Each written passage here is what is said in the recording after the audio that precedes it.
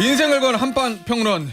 우리는 평론에 인생을 건다. 여의도 타짜 함께하는 네 타짜 소개해드립니다. 박원석 전 의원, 소용주 백정치사회연구소장, 장성철 공론센터 소장, 그리고 오늘 윤희석 전 대변인이 못 나와요. 개인 사정으로. 그래서 대신 이분을 모셨습니다.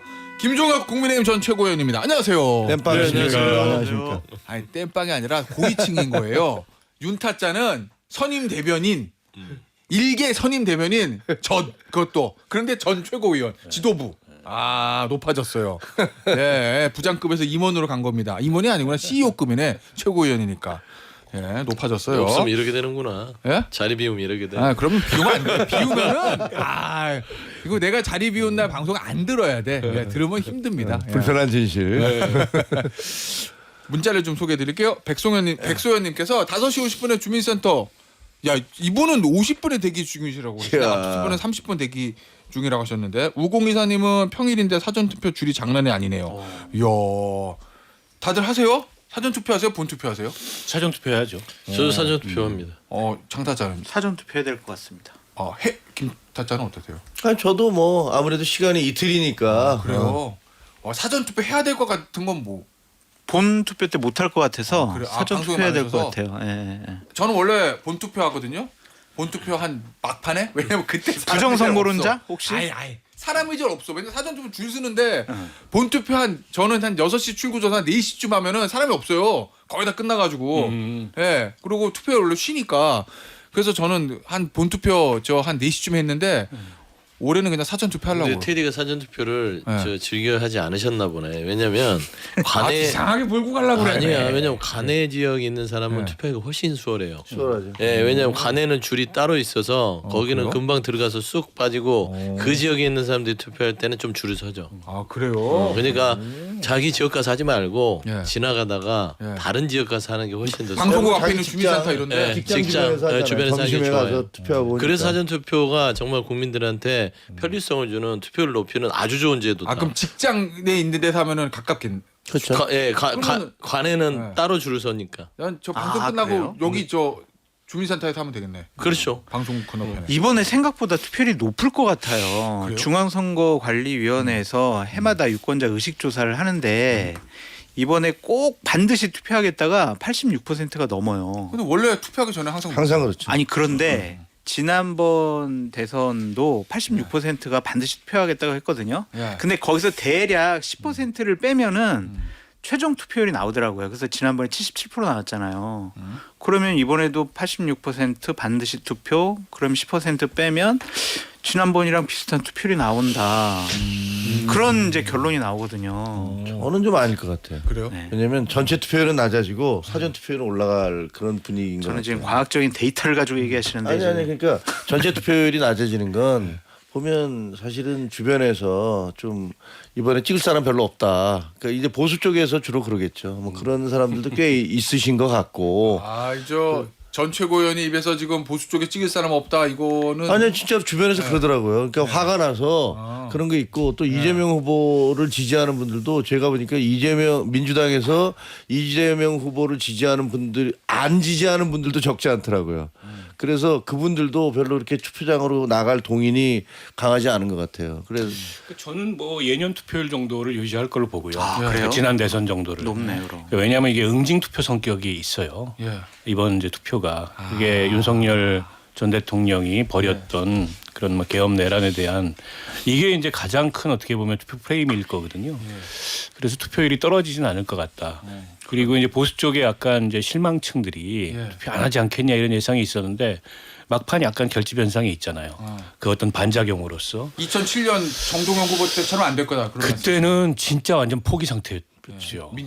그때하고는 조금 달라요. 그런데다가 그때는 그 상대 후보인 이명박 전 대통령이 그 당시만 해도 그 정도 비호감은 아니었어요. 그래서 근데 이재명 후보에 대한 또 보수층의 그런 반감 같은 게 상당히 있기 때문에 막판에 나와서 지난 대선 투표율 정도가 유지되지 않겠나 전망. 그러니까 투표율이 저도 높을 거라고 예측을 하는 이유들이 한 세 가지가 있는데 첫 번째는 뭐 보수층에 실망이 있기 때문에 본투표가 낮아서 사전투표율을 상쇄시켜서 낮아질 것이다. 근데 저는 이 역대 그 투표의 이 성향을 보면 보수층에서는요 마지막에 작동하는 기저가 있습니다. 뭡니까? 미워도 다시 한번 우리가 남이가 이거 작동합니다. 그래서 막판에 엄청 나와요 본투표장으로. 그래도 한 표 행사해 주자라는 게 있고, 두 번째는 투표를 포기하려고 하더라도 이게 상기되는 사건들이 많아요.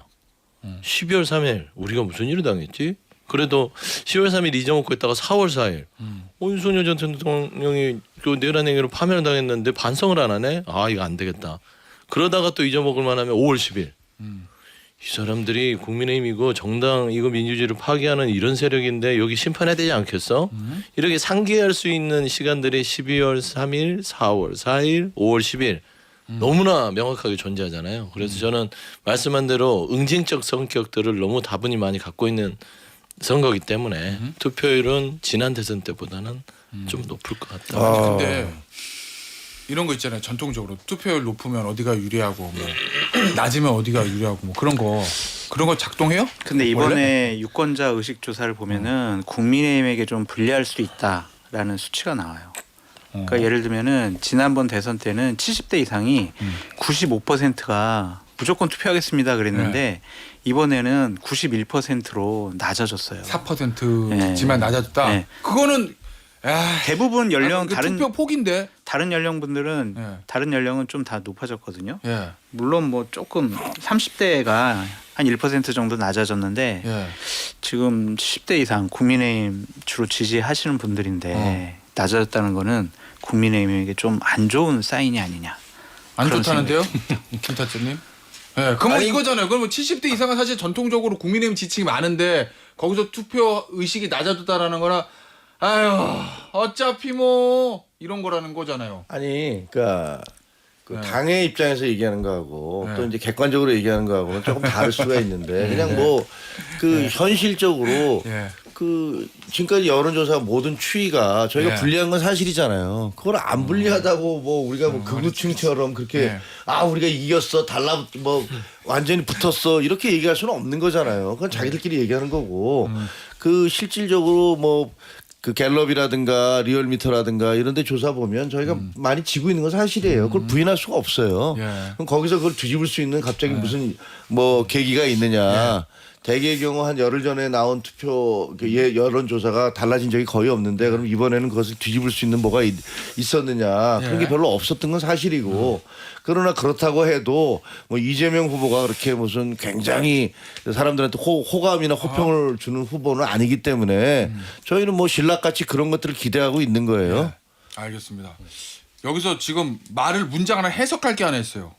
네, 해석이 잘 안 돼가지고. 왜냐면 김문수 후보가 사전투표 원래 부정선거 이제 얘기 안 하고 사전투표 하십시오 이렇게 얘기하는데 이 문장이 말이에요. 사전투표 독려하는 문장이 만약 사전투표에 부정이 있다고 생각하면 신고하라. 적발하면 완전히 판을 뒤집을 수 있다 이거거든요. 어떻게 적발을 하지? 이게 사전투표를 하라는 건 맞는데 그 이유가 그 근거가 이게 뭐예요? 아니 난 이게 해석이 잘 안 돼. 뭐 사전 투표를 떠나서 부정선거 음모론과 예. 이분이 완전히 결별했냐 예. 이런 기준으로 보면 아닌 거죠. 여전히 발을 조금 담그고 있는 거고. 예. 그러나 또 그 부정선거 음모론을 너무 이게 노골적으로 드러내면 당내에서부터 반감이 그 세게 터져 나올 거고 공격을 받을 거 아니에요. 예. 그러니까 어정쩡한 태도로 또 전통적인 그 보수의 예. 부정선거 음모론에 심취해 있는 사람들 표도 의식해야 되니까 그분들한테 사전투표는 하되 예. 눈을 부릅뜨고 부정의 증거를 찾으면 우리가 상황을 반전시킬 수 있다. 이런 사실은 좀 대선 후보로서는 제가 보기엔 좀 어울리지 않는 이런 메시지를 낸 거죠. 이게 이거 완전히 판을 뒤집을 수 있다라는 건 만약에 부정선거가 하나를 증거 잡으면 선거 무효 이렇게 한다는 얘기인데. 그 황교안 후보가 계속해서 지금 선거운동으로 주장하는 바 아닙니까? 그러니까 부정선거에 대한 어떤 이런 확실한 증거가 있다고 주장하는 쪽은 또 윤석열 전 대통령 측이잖아요. 그냥 본인 스스로가 나는 윤석열과 황교안 류다라고 공언하는 거예요. 그래서 정말 본인들 스스로 판을 뒤집고 있어요. 속을 뒤집는 것도 있고. 그래서 저는 김문수 후보가 지금 현재 사전투표를 하겠다고 하면서 부정선거를 부정하는 듯 하지만 그 말 한마디가 정말 부정선거 신봉을 하나라고 오해할 수 있다.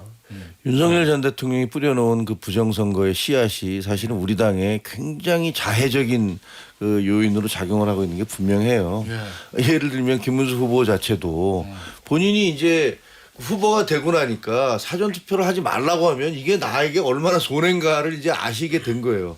민주당은 3일하는데 사흘 투표하고 그리고 그 국민의힘 지지자는 하루 투표를 해라? 그것도 말이 안 되는 얘기잖아요. 그러니까 그것 자체가 굉장한 손해인데다가 또 밑에서 여러 가지 보고를 하면서 이게 사전투표 부정이라는 건 현실적으로 불가능합니다.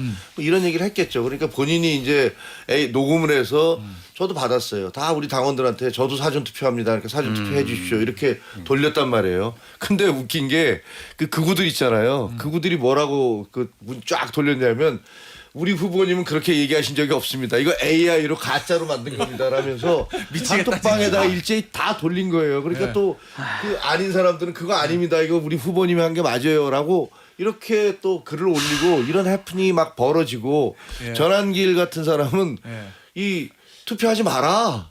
그리고 6월 3일 날 그 윤석열 대통령이 봤던 영화가 6.3 투표는 이미 부정선거다. 이미 부정선거다라고 얘기를 하면서 투표하지 말라고 주장해요. 그러면서 김문수 후보 지지한다고 또 얘기를 해요. 아, 뭐가 맞는 거예요? 김문수 후보 지지가 맞는 겁니까? 부정선거니까 다 이거는 6월 3일 부정선거니까 투표하지 마라. 그리고 후보가 얘기한 것도 AI가 조작한 거니까 투표장 가지 마라라는 게 맞는 겁니까? 그러니까 이 사람들이 이른바 극우들이 보수 정권을 보수 정치를 얼마나 괴멸시키고 있는지 이 극자도 마찬가지지만 극우는 정말로 정리돼야 될 대상들이에요. 알겠습니다. 자, 앞서 김종혁 전 최고위원이 언급하신 갤럽과 리얼미터 여론조사 개요를 말씀드려야 돼요. 선거가 얼마 안 남았기 때문에. 한국갤럽 서울경제신문 의뢰로 한 한국갤럽 여론조사 26일에서 27일 이재명 46, 김문수 37. 에너지경제신문 의뢰로 리얼미터가 한 거 26일에서 27일 같은 날이죠. 이재명 49.2, 김문수 36.8. 오늘 말씀드리는 모든 여론조사 자세한 사항은 중앙선거 여론조사심의위원회 홈페이지 참조하시면 되고요.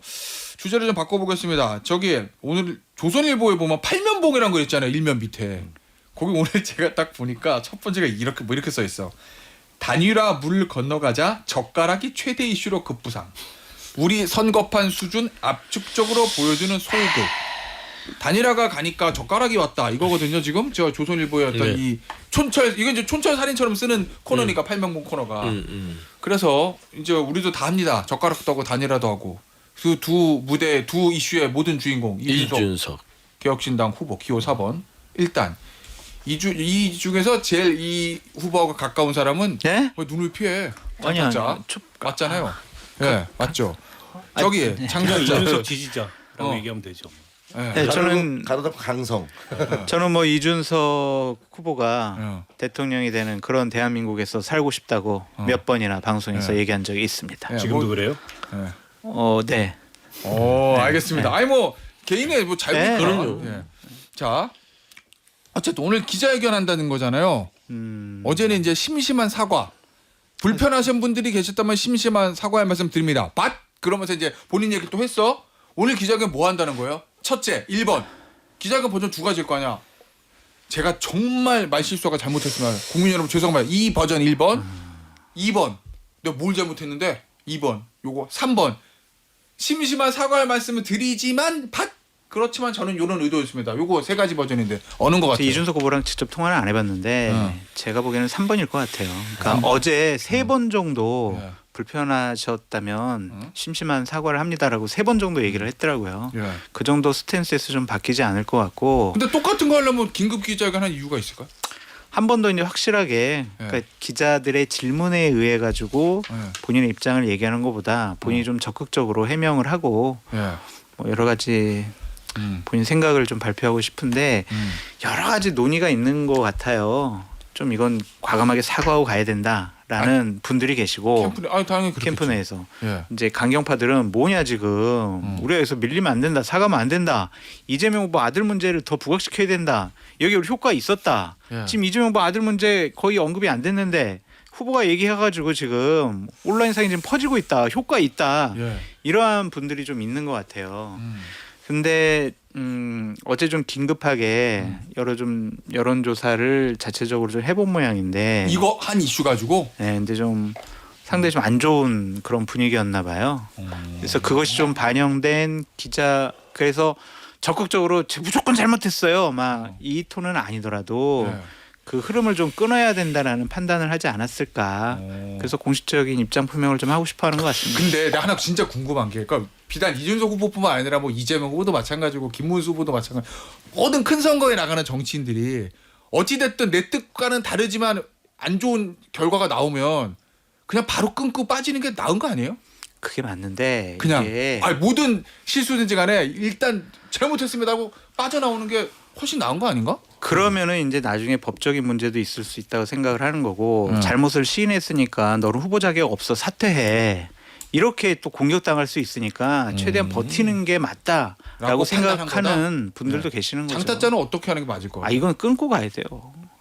네. 아니 그러니까 윤석열 전 대통령 우리가 화나는 부분이 본인 잘못하고 부인 잘못하고 뭐 정권 차원에서 잘못한 거 사과 안 하고 막 이렇게 버텼잖아요. 네. 그거에 대해서 많은 국민들이 분노한 부분이 있잖아요. 지도자가 뭐 신이에요? 지도자는 뭐 잘못 안 해요? 그러면은 잘못하고 많은 국민과 언론에서 비판하고 잘못 지적하면 딱 끊고 가는 게 맞지 않을까 그런 생각이 듭니다. 저는 그 3차 TV 토론 전 국민이 지켜보는 네. 그 토론장에서 그 발언을 했던 것도 심각한 언어 폭력이고 일종의 이제 범죄적 행위를 했다고 봅니다. 그보다 더 문제는 어제 하루 보여준 이준석 후보와 개혁신당의 태도예요. 그 많은 언론이 그걸 두고 사과라고 하던데 그거는 개사과죠. 사과가 아니었습니다. 예전에 윤석열식 사과예요. 그러니까 불편을 느낀 국민들이 있다면 뭐 심심한 사과를 한다. 그게 무슨 사과입니까? 앞에 시컨 자기 변명해놓고 자기 합리화를 해놓고 그런 거를 그 여의도 문법으로도 사과라고 얘기하지 않아요. 저는 오늘 그것의 반복일 거라고 보고 어제 이제 이재명 후보 아들이 뭐 벌금 500만 원 받았다 이 보도가 알려졌잖아요. 그걸 가지고 역공을 취할 거예요 오늘 예상컨대. 오늘 그걸 통해서 자기를 합리화하려고 할 겁니다. 그게 이제 이준석식의 말하자는 화법이고 프레임 전환이고 이런 건데 이준석 후보가 이번에 그 선거에 내건 키워드가 미래입니다. 이제 본인 스스로를 미래를 여는 선택이라고 얘기했어요. 근데 3차 토론회에서 여성 혐오 발언을 포함해서 1, 2, 3차 토론 전반에서 이준석 후보가 보여준 미래가 뭐가 있습니까? 결국 침소봉대, 말꼬리 잡기 그리고 상대 후보 검증이라는 미명하에 지연 말단적인 걸 가지고 부풀리는 이런 식의 이제 말싸움 기술을 보여준 것 이외에 거기에 어떤 미래가 있습니까? 저거는 미래를 잃는 선택이고 압도적 해로움이에요.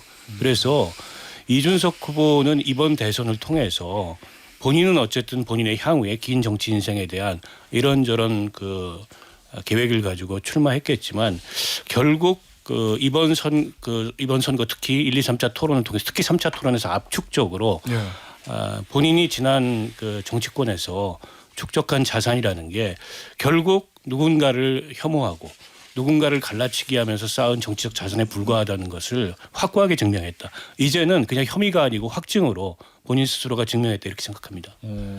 알겠습니다. 근데 저는 그 아닐 수도 있다고 봐요. 그러니까 예를 들면 아닐 수 있다는 게 그냥 아주 정반대로 그 눈물을 흘리면서 사죄를 할 수도 있다. 그런 생각은 들어요. 왜냐하면 지난번에 옛날에도 눈물 잘 흘리잖아요. 아수라급인데요. 예를 들어서 뭐 윤석열 대통령한테 제가 쫓겨났습니다라고 얘기하면서 눈물 흘리고 그러면 사람들이 진짜 그러네라고 생각할 수도 있는데 저는 만약에 오늘 이준석 후보가 진짜로 그렇게 눈물을 흘리면서 제가 말이 과했습니다. 그런데 500만 원 확정 판결 당한 게 그게 사실이어서 제가 그것을 그 문제점을 지적하려고 하다가 너무 과하게 갔습니다라고 하면서 그런 모습을 보여주면 그래 젊은 사람이 뭐 말실수했나 보다라고 어느 정도는 치유가 될 수 있을지도 몰라요. 근데 그게 아니고 내가 잘못한 게 별로 없다. 나는 뭐 이런 식으로 가면은 제가 보기엔 그 정치 생명 거의 끝나가는 거라고 그렇게 보여요. 그래서 선택을 잘 하시기 바랍니다. 저는 어저께 중으로 사과를 진솔하게 했어야 된다라고 딴 데서 얘기했거든요. 이거 하루 지나가고 나면 그다음에 이거 약발 떨어진다. 그러니까 오늘 중으로 빨리 진솔하게 사과를 하는 게 낫겠다. 이렇게 얘기를 했었는데 어제는 안 했어요. 근데 오늘 제가 보기에는 그럴 수도 있다. 오늘도 안 할 것 같아. 잠깐만. 안 한다. 그러면 어제 버전처럼 오늘 하면 그러면은 정치 생명이 끝난다.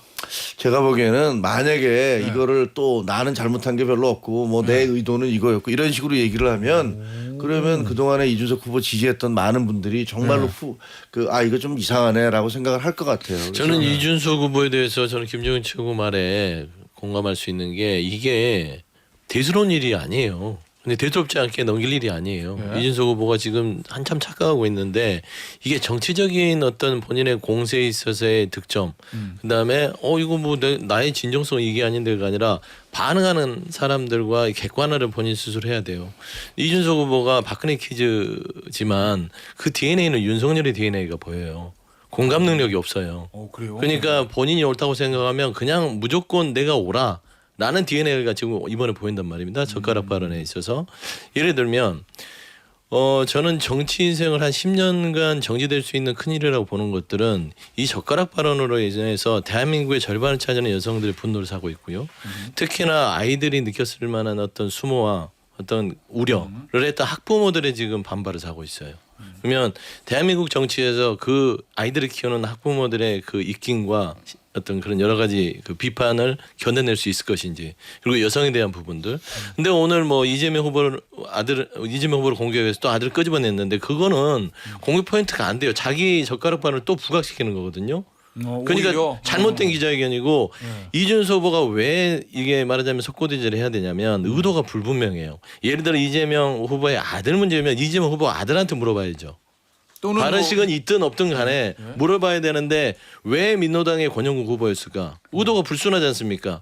결국엔 본인은 팬코 중심의 남성 중심의 어떤 여러 가지 여론을 등에 업고 있고 민주노동당은 정의당의 계열이기 때문에 페미라고 규정을 하면서 페미니즘에 있는 당의 그런 그 입을 빌어서 본인은 세 가지를 다 얻으려고 했던 거예요. 본인의 주장, 민노당에 대한 모욕, 이재명 후보에 대한 정치적 타격. 그러니까 그런 의도들이 굉장히 나쁜 수인데 이거를 사과를 해야 되는데 사과하지 않고 또 이재명 후보 아들 때문에 내가 이런 발언을 한 거다라는 식으로 돌파하려는 거 저는 계속해서 본인 정치 인생을 갉아먹고 있다.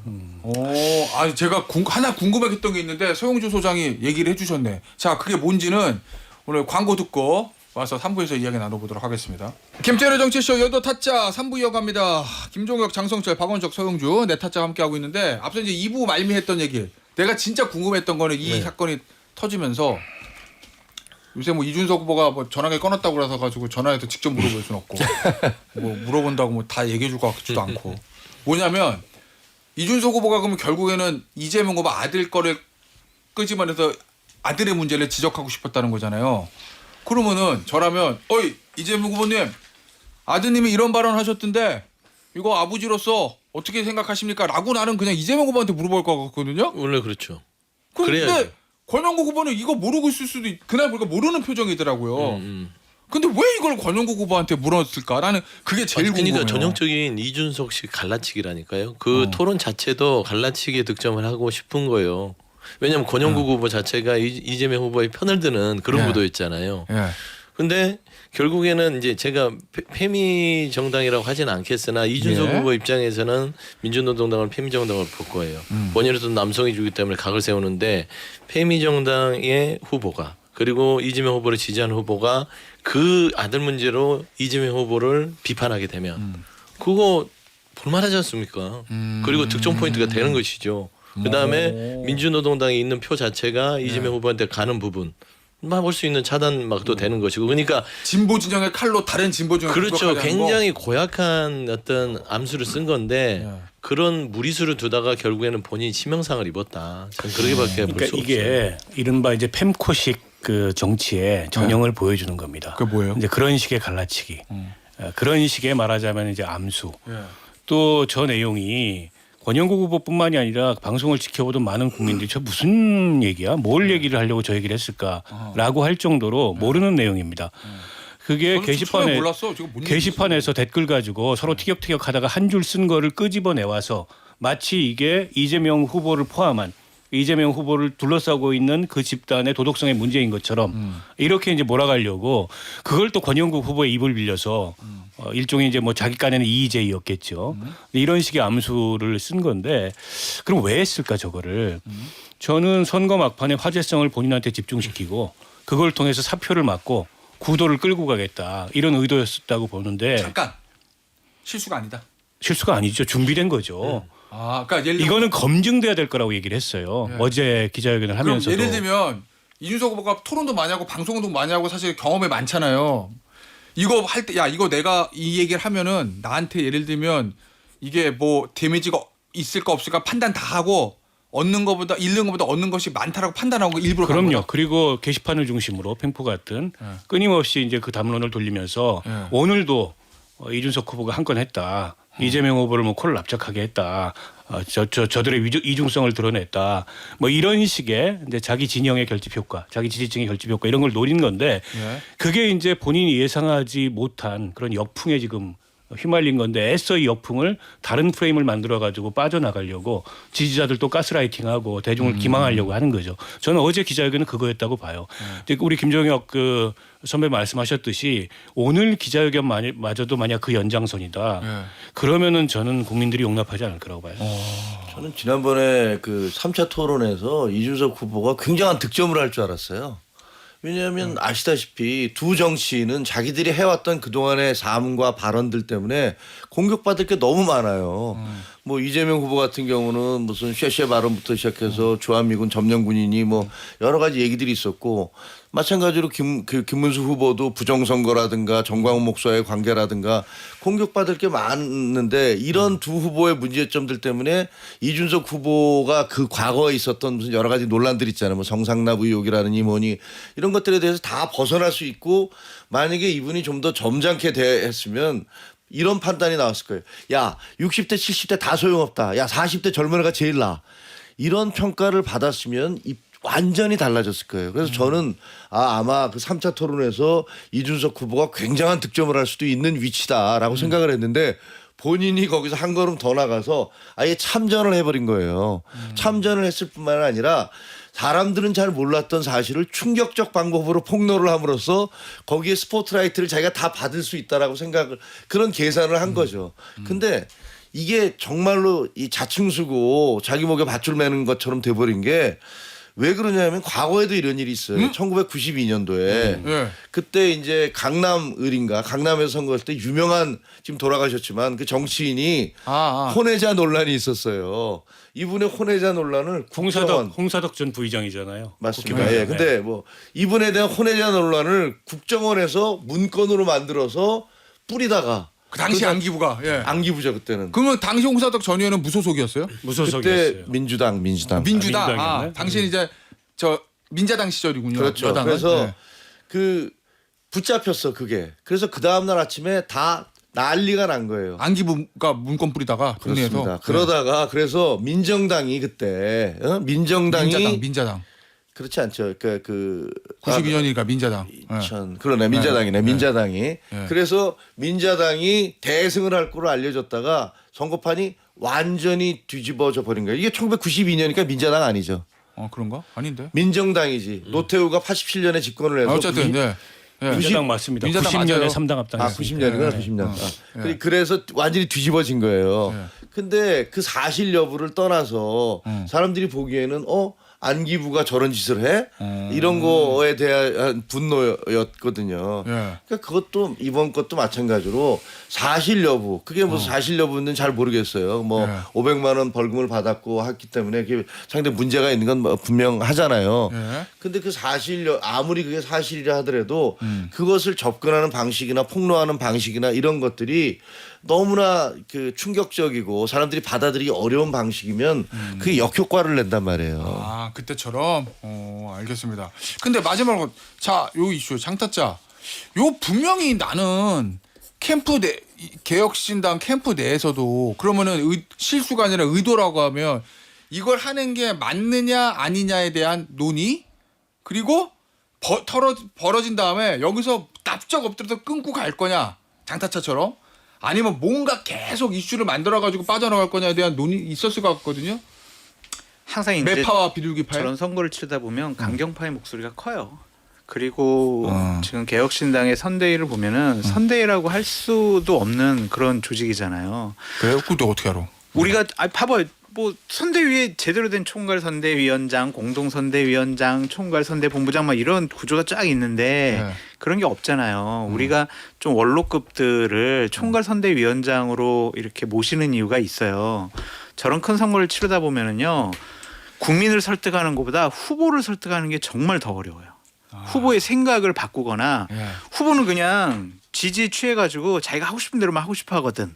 근데 객관적으로 봐서 그거를 후보를 설득해야 되는데 실무진들은 그걸 못해요. 그러니까 정치 원로가 신뢰를 받는 분들이 아 후보님 저 요거는 좀 저희들 의견을 좀 받아들여 주십시오. 이번 한번 저를 믿고 한번 의견 따라주세요. 이렇게 해서 좀 톤다운 시키고 냉정하게 시키고 차분하게 시키고 이런 역할들을 해야 될 분들이 꼭 필요한데 이준석 후보 선대에는 그런 분들이 없어요. 그것도 상당한 좀 문제인 것 같고 저는 오늘 기자회견 때는 박원석 의원님 말씀하신 것처럼 이재명 후보 아들을 좀 더 공격하지 않을까라는 좀 생각이 드는데 그거는요. 한마디만 더 해볼게요. 네, 하세요. 네. 정책을 통해서 김문수 이재명 후보를 충분히 잡을 수 있었습니다. 정말 제대로. 그런데 본인이 이재명 후보를 공격함으로써 좀 그쪽 표를 깎아먹기 위해서 저러한 무리수를 좀 던졌다고 보여지는데 네. 좀 전략적인 실수가 있지 않았나 좀 그런 생각이 듭니다. 저기 기자회견 9시거든요. 그 기자회견에 무슨 얘기하는지와 그거에 대한 평가. 그죠? 오늘 본방불가 시간에 더 심화 버전으로 해보도록 하겠습니다. 왜냐하면 개혁신당 저 선대위에 뭔 일이 있는 것 같아서 장타짜가 10분 동안 취재하고 오세요. 네. 아, 이미 어제 밤에 취재는 다 끝냈는데 그러니까 그걸 좀 더 해서 본방불가 때. 얘기하기가 네. 그렇더라고요. 아이 뭐 괜찮아요. 뭐 개혁신당 뭐 취재해봤자 본방불가 그게 얘기를 하고, 뭐 자, 주제를 별리가 좀- 없어. 아니 그렇게 볼게요. 지금 제3당 후보 선거 캠프를 무시하는 발언 이 무시하는 교만하고 발언이 오만한 아니라 개혁신당이 민주당, 잘 되다가 저기 교만하고 아니 오만한 이준석 그런 후보가 다 자 망쳐먹었잖아요. 여러분 제가 숙제를 드리겠습니다. 김차차도 숙제가 있어요. 국민의힘 선대위는 잘 돌아가느냐 그 안에서 무슨 일인지는 그것도 이제 본방불 가기 전 10분의 휴식 시간 동안 취재하시고 본방불가서 터는 걸로 하겠습니다. 아 이렇게 지금 선거 다 이겼다는 듯이 교만하고 그게 오만한 아니라 모습 개혁신당 보이는 문제를 얘기하는 거죠. 자. 두 자리 찍으니까 보니까 그게 뽕이 차올라서 이제 실수한 것 같아요. 알겠습니다. 실수가 그거는 아니라. 본방불가에서 마저 해보고 단일화 해야 돼. 어제 김문수 후보가 찾아갔다는데 밤에 이거 만났다는 거예요? 못 만났다는 거예요? 못 만났다는 거죠 지금. 못 만났습니다. 예.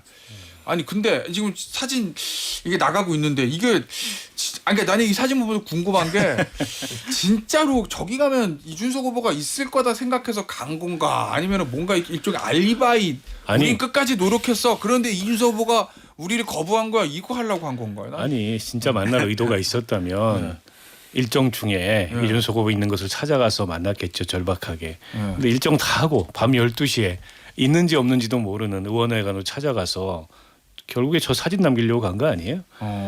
이게 저는 뭐 이미 단일화가 어렵다는 거를 국민의힘 내부적으로도 저는 판단을 했을 거라고 봅니다. 어제가 아니고 이미 그 이전에.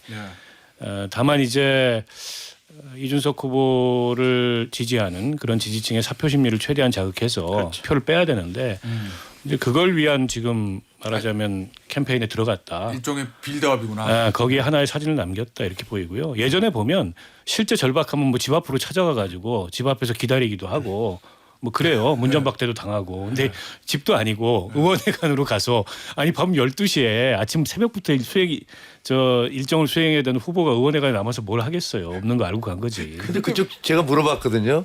집으로 가야지 그쪽 캠프에 있는 분한테 아, 집으로 가야지 그 의원회관 가갖고 만날 수 있느냐 그랬더니 집 주소를 몰라 그러더라고요. 그 요즘에 집에 안 들어가요. 이게 사실은 그냥 글쎄 모르겠어요. 집에 간다고 그래서 만날 수도 없을 근데 것이고. 또 왜 하필 천하람 의원실이야? 이준석 의원실이다. 이건 또 뭐야? 이준석 의원실은 불이 꺼져 있어서 사진이 잘 안 나오나 보죠. 천하람 의원이 있을 법하니까. 근데 제가 말했잖아요. 국민의힘의 이준석과의 단일화 전략은 안 해도 자기들한테는 이득이 되는 전략이다. 왜요? 근데 이 그거 김용태 하는 거 비대위원장이 단일화 포기를 그 밝히는 입장을 발표했는데 왜 갑자기 또 김문수 후보가 이렇게 쫓아가겠어요. 최근에 이준석 후보가 궁지에 몰렸다고 판단한 거거든요. 그러면 지지율이 무너지고 맞아요. 그러면 이때 다시 단일화의 그 박스 안에 가둬놓고 이준석에게 갈 표를 어차피 망가진 후보한 주지 말고 우리한테 주라. 이런 전략을 다시 구사하는 거예요. 깜깜이 선거에서. 예, 그냥 몸값이 떨어졌다 그 이상 그 이거구나. 이하의 의미는 없어요. 혹시라도 이준석 후보가 지금 굉장히 다급해져서 예를 들면 10%가 안 넘으면 보존을 하나도 못 받잖아요. 절반도 못 받고. 그러니까 혹시 우리가 가서 이렇게 명분을 좀 주면 우리가 내가 찾아가서 이렇게 다 단일화하자고 요구를 했다 하면 혹시라도 마음을 좀 움직일 수 있지 않을까 뭐 이런 생각도 있었겠죠. 싸게 몸값을 낮출 수 있다 이 얘기구나. 예, 그죠. 예. 아니, 근데 뭐 어쨌든 예. 국민의힘도 선거를 많이 치러본 정당인데 이쯤 되면 그 단일화라는 게 불가능하다는 걸 좀 알았을 거고 그 자꾸 지난 대선에 안철수 뭐 윤석열 마지막 TV 토론 이후에 사전 투표 직전에 새벽에 극적 단일화 이 얘기를 하는데 그 두 사람은 단일화를 할 수밖에 없는 상황이었어요. 정치적 시간표가 그랬습니다. 둘 다. 근데 뭐 이준석 입장에서는 단일화를 해야 될 이유가 굳이 없기 때문에 처음부터 불가능한 얘기였어요. 저는 그거 모르지 않았다고 보고 그러니까 이미 국민의힘 쪽에서는 이준석 후보 지지표를 어떻게 빼올까 이 국리를 이러저러하게 하고 있는데 뜻밖의 호재가 이준석 후보의 그 자책골로 인해서 발생한 거죠. 그래서 어제 밤에 저런 식의 이제 움직임이 있었다고 명분 봐요. 만들기군요 일종의. 자 그러면 이제 국민의힘에서 그동안 김문수 후보랑 국민의힘이 이준석 후보에 대한 공격을 별로 안 했거든요. 왜냐하면 단일화 파트너니까. 그렇죠. 근데 이제 만약에 무산되면 그 표를 다 가져와야 되잖아요. 김문수 후보 입장에서는. 그러면 이제 가열찬 공격이 시작될까요? 특히 어제 그 발언 문제 이런 거까지. 그렇게 또 뭐 세게 공격하지는 않을 것 같아요. 어제나 그래요? 오늘 아침까지 보면 그렇게 뭐 민주당처럼 센 발언들은 안 나오더라고요. 아니 왜 찾아갔으니까 어젯밤까지만 네. 해도. 이제는 물건을 간 거잖아 완전히. 아니 근데 단일화라는 프레임에 가둬놓는 게 훨씬 더 득표 전략에 유리하다고 생각하겠죠. 공격하는 것보다. 공격하는 것보다. 단일화 해주세요 이렇게. 네, 공격하면 또 이쪽에서도 엄청 공격할 거고 또 민주당 같은 경우도 저거를 저런 식으로 뭐 이준석 후보를 뭐 제명시키겠다 뭐 이런 식의 접근 방식은 옳지 않은 것 같아요. 그래서 이게 결국엔 되지 않을 단일화인데 그냥 프레임에 가둬서 사표 방지 심리 이거를 자극시키자. 그래서 우리 40% 넘어보자. 약간 이런 거예요. 단일화 해야 되는데 이준석 후보가 끝까지 안 한대요. 저희는 노력했어요. 그렇죠. 그런데 이대로 가면 이재명 후보가 당선되니까 표를 저희한테 주세요. 사표는 안 돼요. 이렇게 하겠다. 그렇죠. 옛날에 노무현 전 대통령이 이제 정몽준 전 후보 예. 집에 찾아가는데 안 만나주니까 밖에 나와서 딱 이렇게 이런 모습 응? 그런 모습을 촬영하고 싶은 거였죠. 그렇구나. 예. 연출이 서툴렀어요. 집으로 갔어요. 집에 안 들어간다니까요. 지금 아니, 그리고 무방유세. 이게 보면 김문수 후보가 이제 앉아서 이렇게 휴대전화 보고 있는데 뭐 후보니까 다 매일매일 뉴스 확인하고 보고받는 것도 확인해야 되는데 뭔가 약간 여유로워 한다는 느낌을 받았어 사진상. 막 되게 다급한 막 어떡하지 막 이게 아니고 여유롭게 어디 갔나 막 약간 이런 예를 들면 기다리는 저런 느낌. 사진 찍으려면은 이준석 후보 방 앞에서 문 잡고 막 이렇게 아, 그러니까. 그런 모습 찍었어야지. 아니면 이제 서서 있어야죠 일단. 서서 있고 그 다음에 휴대전화를 만지작거리면서 전화를 한다는 이런 포즈로 이제 사진을 해서 단일화에 대해서 이준석 찾기가 나섰다. 예. 이 정도의 그 좀 SNS 활용도가 되는데 말씀한 대로 예. 여유로워요. 너무 여유로운. 아, 그러니까 우리 준석이 예. 이제 나한테 오나 뭐 이런 느낌. 그러니까 예를 들면 그 당시에 김문수 후보한테 권성동 원내대표 갔잖아요. 한덕수 후보 다니. 그때는 나름대로 사진은 약간 좀 다급해 보였거든요. 어디 막 전화하면서. 그러죠. 근데 이거는 너무 여유 그때처럼 극적 효과를 낼 수가 없어요. 그 노무현 정몽준은 네. 정몽준 후보가 그 냉면집에서 밥 먹다 말고 다 불러갖고 기자 이게 지금 다 받아 적으세요라고 네. 얘기한 다음에 나 후보 철회라고 얘기하면서 집으로 그냥 가버린 거 아니에요. 그게 전부 다 생중계가 됐어요. 그리고 그 다음에 노무현 후보가 집 앞에 가서 그 노동자 출신의 변호사가 재벌 집 앞에 가갖고 거기서 무슨 카노사의 굴욕도 아니고 거기서 서서 그 추운 겨울에 서서 덜덜 떨면서 문 좀 열어달라고 이게 보여짐으로써 사람들이 확 뒤집어진 거지. 짠하고. 지금은 달라요. 지금은 뭐 그래 이준석 후보가 가해자는 아니잖아요. 그러니까 그때는 확 뒤통수를 치면서 가버렸지만 지금 그런 건 아니란 말이에요. 그러니까 이번 거하고 저 지난번 알겠습니다. 2002년대하고는 20여 년 전하고는 완전히 상황이 다른 거여서 같이 갈 수가 없다. 다 쇼예요. 쇼. 자 하나 더 이 얘기 좀 해보죠. 한덕수 전 총리의 갑작스러운 등장. 왜 웃어요? 아니 일단 SNS에 글은 썼어요. 김문수 후보를 뭐 이렇게 뭐 지지합니다. 자주 사전투표 처날하겠습니다. 집 앞에서. 그리고 만났다 안 만났다 썰이 있던데 확인된 겁니까? 만났대요. 김 타짜한테 물어봐야 되겠구나. 만났대요? 한덕수 전 총리하고 김문수. 전 잘 모르겠습니다. 그런데 한 가지 분명한 건 한덕수 총리가 이제 당의 비호가 필요하다. 당의 방패가 필요하다. 이것들을 이제 느끼기 시작하는구나. 뭐 그건 확실한 거죠. 왜냐하면 경찰이 전혀 몰랐는데 경찰이 불러다가 조사를 했잖아요. 그리고 뭐 CCTV 보니까 당신이 얘기한 거하고 다르더라. 그러니까 당신도 내라 쉽게 가면 비상계엄과 관련해서 적극적 역할을 한 거 아니냐. 이렇게 되니까 이 큰일 났거든. 이거 보면 본인이 누군가가 막아줘야 되는데 자기 자연인으로 살겠다 그랬는데 이거 자연인으로 살다간 정말 큰일 나겠다는 생각이 드니까 이제 당에 나도 뭔가 열심히 하고 있으니까 국민의힘에서 나를 좀 감싸줘야지 뭐 이런 메시지를 보내고 있는 것 같아요. 그러니까 한덕수 그 전 총리 같은 경우에는 뭐 관료를 오랫동안 했고 이제 돌다리도 두드리며 걷는 이런 스타일이었잖아요. 네. 근데 이제 국민의힘 뭐 단일화가 무산된 이후에 그에 대해서 본인도 마음이 상했겠죠. 근데 이분은 마음이 상한 것도 있지만은 득이 안 되는 일은 안 합니다. 그러니까 유세차에 올라가서 뭐 유세하고 이런 거는 앞으로 이제 본인한테 득이 안 된다. 이기지도 않는 선거. 냉정하게 판단하고 끊었던 건데 지금 말씀하셨듯이 이게 뭐 거의 이제 내란 공범 수준으로 몰리고 있고 출금까지 당하고 이제는 거꾸로 국민의힘이 한덕수가 그렇게 절실하지 않고 부담스러워졌어요. 오히려 자칫하면 그 윤석열 한덕수 이게 등치가 되는데 굳이 이 선거판에 끼워가지고 뭘 하겠다 그러면 별로 그렇게 반갑지 않은 상황이 됐는데 그러니까 본인은 어쨌든 지금은 자기 혼자 있어서 안 될 것 같다 싶어서 아주 소극적인 형태로 뭐 SNS에 사전투표하는데 김문수 후보 지지하겠다 이런 정도로 표현한 건데 역시 일종의 이제 간보기 행보 같은 전형적인 모습이라고 보고요. 그러니까 그래요. 정치를 하셨던 분들이 아니기 때문에 결국 득이 안 되는 일을 안 합니다. 아니 근데 나는 이걸 보면서 그 CCTV 공개됐다는 거 보면서 이런 거 있잖아요. 예를 들면 아직 뭐 출국 금지 됐다고 해서 뭐 기소가 확정된 것도 아니고 뭐 수사는 결과는 지켜봐야 하지만 예전에 한덕수 전 총리의 진술과는 좀 다른 건 거잖아요. 국민의힘에서 이걸 전혀 파악을 못 하고 있었을까요? 왜냐하면 만약에 진짜 비상계엄과 연관이 있다고 하면 그 사람을 후보로 올리는 건 되게 부담스러운 거거든. 파악했을 거라고 추정하시는 거세요? 아니 그러니까 궁금해서 물어보는 거예요. 근데 한덕수 권한 대행은 지속적으로 네. 나는 비상계엄 사전에 몰랐다. 네. 그리고 나는 반대하고 말렸다. 그리고 국무회의는 그거 국무회의 아니었다. 이런 식의 입장 계속 얘기했잖아요. 근데 다른 증거 CCTV 자료를 어떻게 국민의힘에서 확인을 해요?